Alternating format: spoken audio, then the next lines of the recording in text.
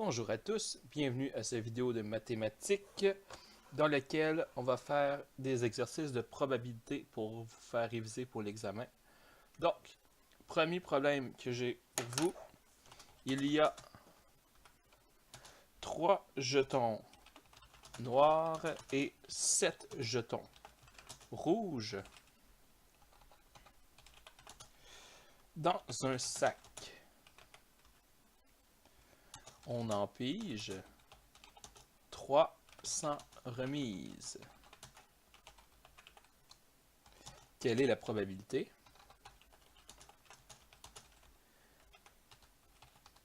Quelle est la probabilité d'avoir? Et là, il y a plusieurs réponses à donner. A, 3 noirs. B, 3 rouges. C, au moins 2 rouges. Donc, comme c'est un problème avec plusieurs étapes, on a pigé 3 fois, je vous conseille très fortement de faire un arbre. Donc, on va faire un arbre ici. Donc, je prends mon crayon. Premier choix, j'ai le choix entre des jetons rouges ou des jetons noirs. Donc, j'ai fait 2 lignes. Rouge, noir. La deuxième fois que je pige, j'ai encore le choix entre rouge et noir.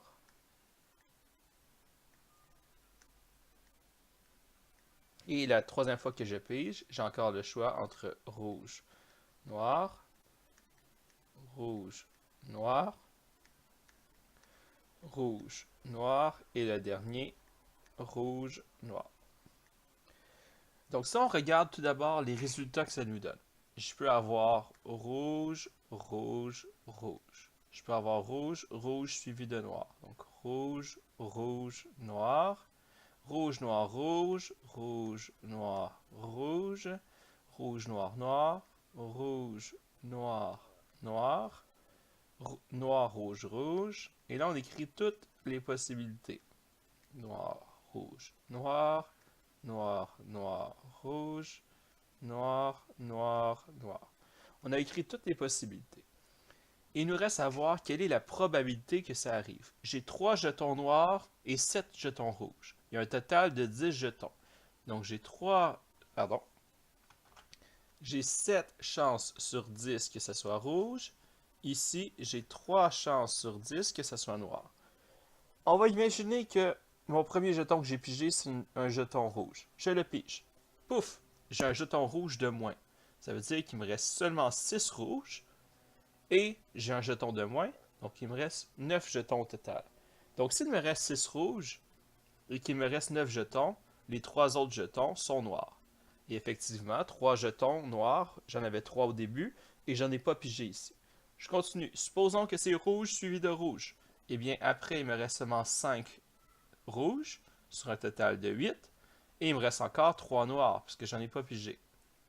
Sûr que ça mélange le fait que j'avais pigé un noir ici et que là, ici, je dise que j'en ai pas encore pigé.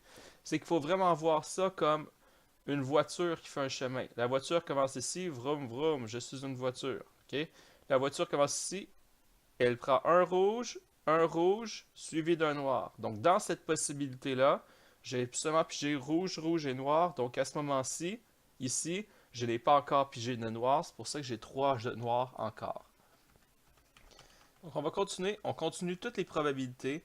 Donc, si j'ai pigé un rouge et j'ai pigé un noir, il me reste 6 rouges. Il me reste seulement 2 noirs, parce que j'en ai pigé un ici. Noir, noir, noir. Donc, 2 sur 9, 1 sur 8, parce qu'on a pigé les noirs. Si j'ai pigé un noir, après ça, il me reste encore 7 rouges, sur un total de 9. Ici, il me reste 6 rouges sur un total de 8. Ici, il me reste 2 rouges sur 2 noirs sur un total de 8. Et ici, il me reste 7 rouges sur un total de 8. Donc, une façon de vérifier notre réponse, dans chaque branche, le total doit être un entier. 7 dixièmes plus 3 dixièmes donne un entier. Ainsi de suite.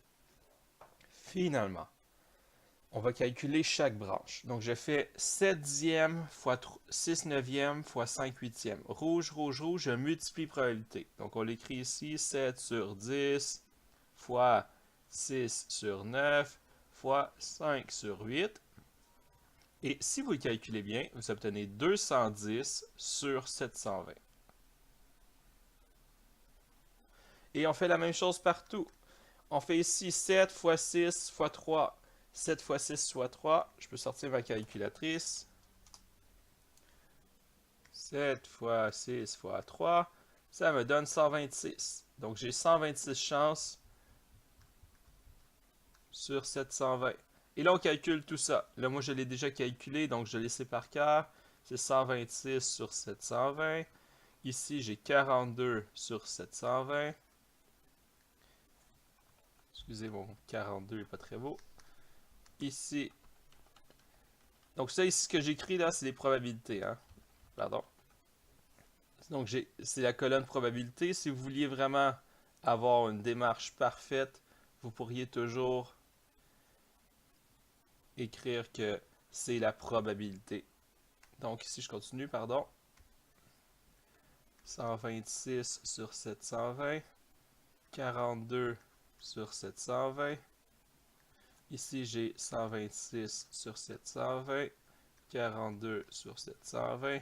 42 sur 720. Et finalement, 6 sur 720.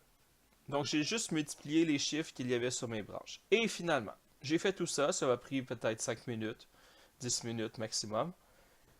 Et ça me permet de répondre à toutes les questions de manière très rapide et très efficace. OK? On va le revoir directement ici.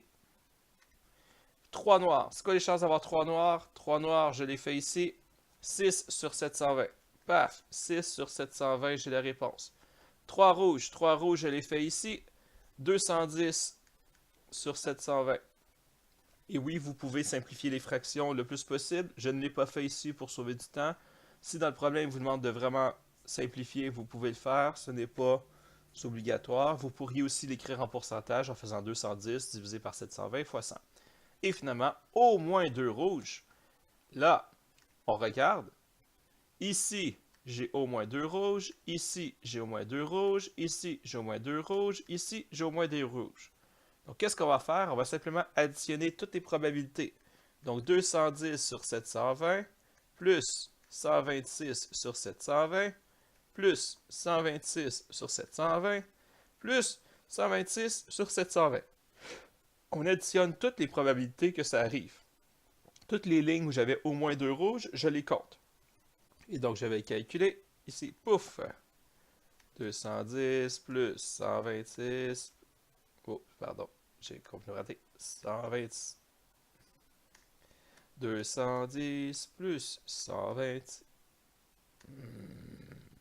210 plus 126 plus 126 plus 126 égale 588.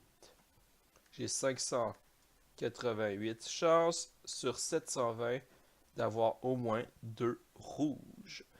Finalement, si vous vouliez vérifier vos réponses, le total ici, okay, le total de toutes les probabilités, ça doit toujours donner 1. OK? Ou ici, s'arrêter 720 sur 720. Un entier, c'est 720 sur 720. Si vous le mettiez en pourcent, ce serait toujours 100%. OK? Il faut toujours avoir la totalité des possibilités. Donc voilà, j'espère que vous avez apprécié cette vidéo. Les 2 prochaines vidéos, ce sera des probabilités géométriques.